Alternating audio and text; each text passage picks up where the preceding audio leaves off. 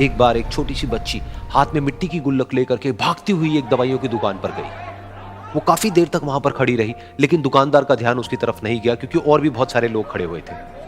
उसने दुकानदार को कई बार बुलाया, लेकिन वहां पर भीड़ इतनी थी कि दुकानदार का ध्यान उसकी तरफ गया ही नहीं। और फिर उस बच्ची को थोड़ा सा गुस्सा आया तो उसने अपनी मिट्टी की गुल्लक लेकर के वहीं काउंटर पर जोर से रख दी, जिसके बाद में जो दुकानदार था और जितने भी लोग खड़े थे वो सब उस बच्ची की तरफ देखने लग गए। और फिर उस दुकानदार ने उस बच्ची से पूछा, बेटे आपको क्या चाहिए? तो वो बड़े ही भोलेपन से बोली कि मुझे एक चमत्कार चाहिए।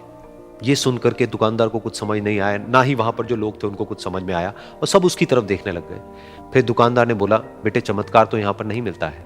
तो बच्ची को लगा कि वो उससे झूठ बोल रहा है, तो बच्ची ने कहा कि मेरी गुल्लक में बहुत पैसे हैं, आप बताओ आपको कितने पैसे चाहिए, लेकिन मैं आज यहां से चमत्कार लेकर के ही जाऊंगी। तो वहीं काउंटर पे एक और आदमी खड़ा था, उसने उस बच्ची से पूछा कि बेटे क्यों चाहिए तुमको चमत्कार?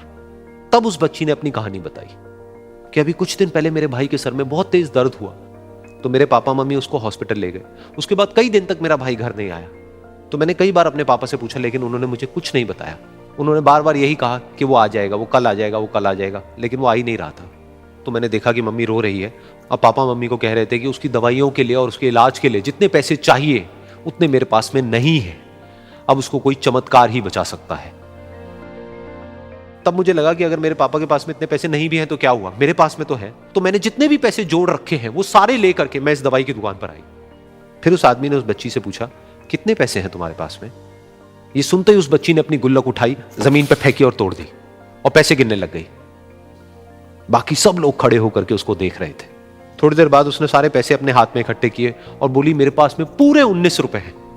वो जो आदमी वहां पर खड़ा था वो थोड़ा सा मुस्कुराया और बोला कि अरे तुम्हारे पास में तो पूरे पैसे हैं, इतने का ही तो आता है चमत्कार। ये सुनकर के वो बच्ची बहुत खुश हो गई और बोली कि चलो मैं आपको अपने पापा से मिलवाती हूं। बाद में पता लगा कि वो आदमी कोई आम आदमी नहीं था, बल्कि एक बहुत बड़ा न्यूरोसर्जन था, और उसने सिर्फ 19 रुपए में उसके भाई की सर्जरी करी, और कुछ ही दिन बाद वो ठीक होकर के घर वापस आ गया। फिर कुछ दिन बाद वो बच्ची, उसका भाई, उसके पापा, उसकी मम्मी चारों एक साथ बैठे हुए थे और बात कर रहे थे। तो उसकी मम्मी ने उसके पापा से पूछा कि अब तो बता दो ये चमत्कार आपने किया कैसे? तो उन्होंने अपनी बेटी की तरफ देखा और बोले, ये चमत्कार मैंने नहीं, इसने किया है।